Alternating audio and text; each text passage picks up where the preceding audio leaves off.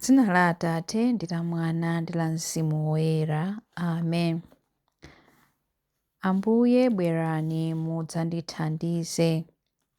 Ulemu ukhale kwa Atate ndi kwa Mwana ndi kwa Mzimu Woyera, monga panali poyamba, tsopano ndi masiku onse, ndi pa nthawi zosatha. Amen.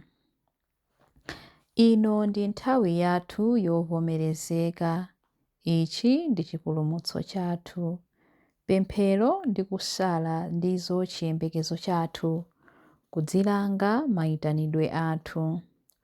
Mulungu wokhululukira ndi wachikondi, chifundo choposa milingo yonse, inu nokha mungatipatse mtendere, inu chuma chathu choyera. Ambuye tiyang'anireni ife tonse, yang'anani pa zokhumba zathu. Ndife fumbi ndipo ku fumbi tidzakhala tikubwerera. Inu Ambuye wamoyo tikwezeni. Thupi latibweretsera kukhumudwa, imvani kudandaula kwathu. Tipatseni ife chisangalalo chosatha.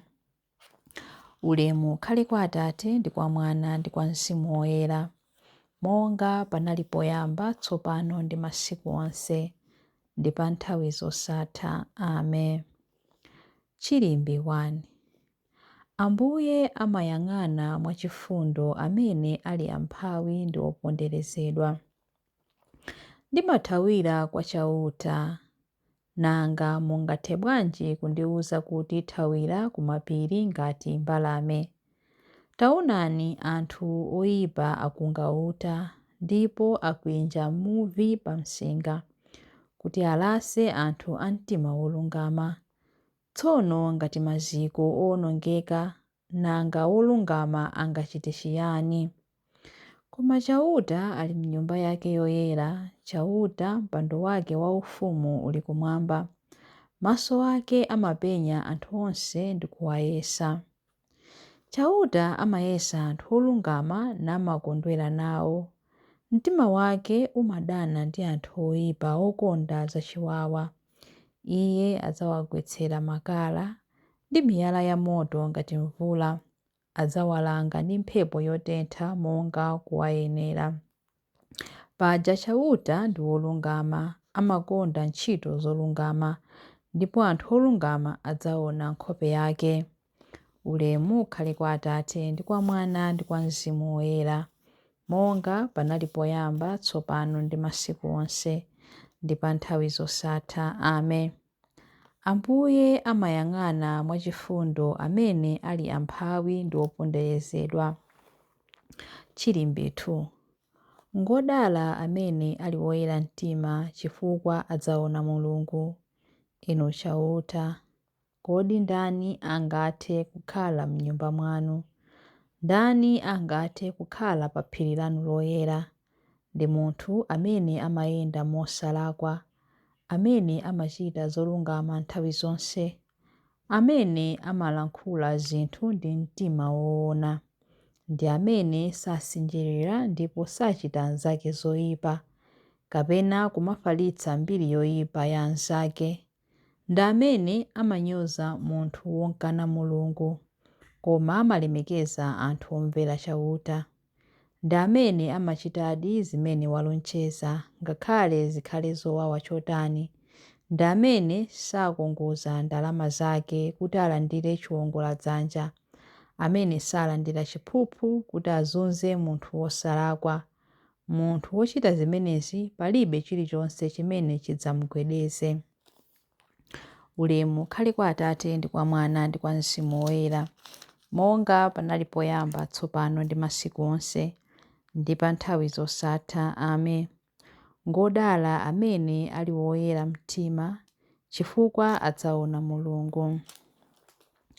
Chilimbi 3. Mulungu adatisankhula ife kudzera mwa Mwana wake, kuti nafe tikhale ana ake. Tiyamike Mulungu, Atate a Ambuye athu Yesu Khristu. Mwa Khristu Iye adatipatsa madalitso onse auzimu kumwamba. Mulungu asanalenge dziko lapansi, adatisankhiratu mwa Khristu kuti tikhale woyera mtima ndi wopanda cholakwa pamaso pake. Chifukwa chotikonda adakonzeratu kuti mwa Yesu Khristu atilandire ngati ana ake. Adachita zimenezi chifukwa adafuna kutero mwakukoma mtima kwake. Adafuna kuti tizitamanda ulemu wake, chifukwa adatikomera mtima kopambana pakutipatsa mwana wake wokondedwa ngati mphatso yaulere. Ndi imfa ya mwana wakeyo Mulungu adatipulumutsa, adatikhululukira machimo athu, zazikuludi mphatso zaulere zimene Mulungu adatipatsa mochuluka. Mwaluntha ndi nzeru adatiwululira cholinga chake chimene kale chinali chobisika. Zimene adati achite mwakukoma mtima kwake ndi zomwe iye mwini adakonzeratu kale. Chimene Mulungu adalongosola kuti achite itakwana nthawi chakuti asonkhanitse pamodzi mwa Khristu zinthu zonse zakumwamba ndi zapansi pano. Chimene Mulungu adalongosola kuti achite itakwana nthawi chakuti asonkhanitse pamodzi mwa Khristu zinthu zonse zakumwamba ndi zapansi pano. Ulemu ukhale kwa Atate ndi kwa Mwana ndi kwa Mzimu Woyera, monga panali poyamba, tsopano ndi masiku onse, ndi pa nthawi zosatha. Amen. Mulungu adatisankhula ife kudzera mwa Mwana wake kuti nafe tikhale ana ake. Mawu a Mulungu. Mawu akuchokera mu buku la Aroma 12:1-2. Abale, popeza kuti Mulungu watichitira chifundo chachikulu chotere, tikukupemphani kuti mupereke matupi anu omwe kuti akhale nsembe yamoyo, yopatulika ndi yokondwetsa Mulungu. Imeneyi ikhale njira yanu yopembedzera Mulungu mwauzimu. Musamatsanzira makhalidwe a anthu odalira zapansi pano, koma Mulungu asinthe moyo wanu wonse pakukupatsani mitima yatsopano. Pamenepo mudzatha kudziwa zimene Mulungu afuna, ndipo mudzazindikira zimene zili zabwino, zangwiro ndi zokondwetsa. Mawu a Ambuye. Tithokoze Mulungu. Chiyankho. Kwa inu Ambuye ndikupereka pemphero langa lachifundo. Kwa inu Ambuye ndikupereka pemphero langa lachifundo. Chiwitsani mzimu wanga popeza ndakuchimwirani. Ndikupereka pemphero langa lachifundo. Ulemu ukhale kwa Atate ndi kwa Mwana ndi kwa Mzimu Woyera. Kwa inu Ambuye ndikupereka pemphero langa lachifundo. Chilimbi cha nyimbo ya Amayi Mariya.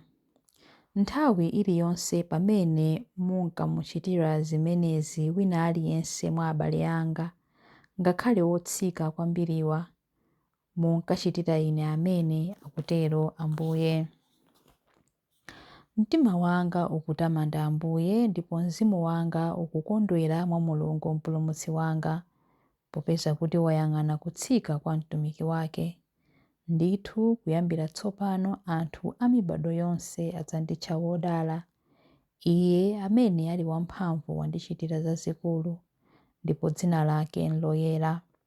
Amawachitira chifundo anthu a mibado ndi mibado amene amamulemekeza. Wachita zamphamvu ndi dzanja lake, wabalalitsa anthu a mtima wonyada.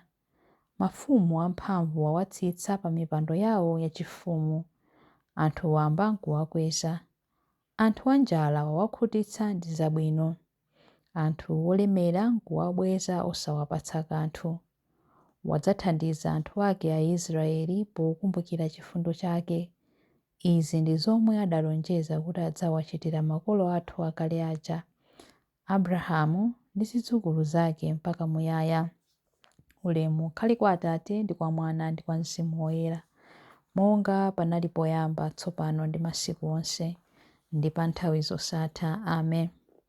Nthawi iliyonse pamene munkamuchitira zimenezi wina aliyense mwa abale anga, ngakhale otsika kwambiriwa, munkachitira ine amene, akutero Ambuye. Mapemphero. Ambuye athu Yesu Khristu adatipulumutsa ku machimo athu. Monga anthu ake tiyeni tifuwule kwa iye kuti, Yesu mwana wa Davide mutichitire chisoni. Ambuye Yesu Khristu tikupemphera mpingo wanu woyera. Mudadzipereka nokha kuti muuyeretse, kuutsuka ndi madzi kudzanso mawu anu opatsa moyo. Mudziukonzetsa mwatsopano ndi mosalekeza ndiponso muuyeretse kudzera mkudzilanga. Yesu mwana wa Davide mutichitire chisoni. Mphunzitsi wabwino, asonyezeni achinyamata njira zimene mwawasankhira onse, athe kuyendamo ndi kupeza chikwaniritso. Yesu mwana wa Davide mutichitire chisoni. Mwachifundo chanu mudachiritsa mitundu yonse ya matenda. Bweretsani chiyembekezo kwa odwala ndi kuwadzutsa. Tiphunzitseni kuti tizitha kuwakonda ndi kuwasamalira. Yesu mwana wa Davide mutichitire chisoni. Tilengeni kuti nthawi zonse tizilingalira za ulemerero umene mudatipasa pa ubatizo, kuti nthawi zonse tizitha kukhala moyo chifukwa cha inu. Yesu mwana wa Davide mutichitire chisoni. Anthu akufa athe kukwera ku ulemerero wanu mu mtendere wanu. Tipatseni gawo limodzi nawo mu ufumu wanu. Yesu mwana wa Davide mutichitire chisoni. Yesu mwana wa Davide mutichitire chisoni pamene tikupemphera kuti, Atate athu muli kumwamba, dzina lanu liyeretsedwe, ufumu wanu udze, kufuna kwanu kuchitidwe, monga kumwamba choncho pansi pano. Mutipatse ife lero chakudya chathu cha lero. Mutikhululukire ife zochimwa zathu, monga ifenso takhululukira adani athu. Musatisiye ife mchinyengo, koma mutipulumutse ife kwa zoyipa. Amen. Tipemphere. Mulungu mpulumutsi wathu, tibwenzereni kwa inu ndipo dzadzani mitu yathu ndi luntha lanu. Miyoyo yathu ithe kukometsedwa ndi kupita patsogolo pamene tikulemekeza nyengo ya Lenti. Tikupempha izi kudzera mwa Ambuye athu Yesu Khristu mwana wanu, amene ali ndi moyo ndi ufumu limodzi nanu ndi Mzimu Woyera, Mulungu tsopano ndi pa nthawi zosatha. Amen. Ambuye atidalitse, atiteteze ife kwa zoyipa zonse ndi kutifikitsa ku moyo wosatha. Amen. Dzina la Atate ndi la Mwana ndi la Mzimu Woyera. Amen.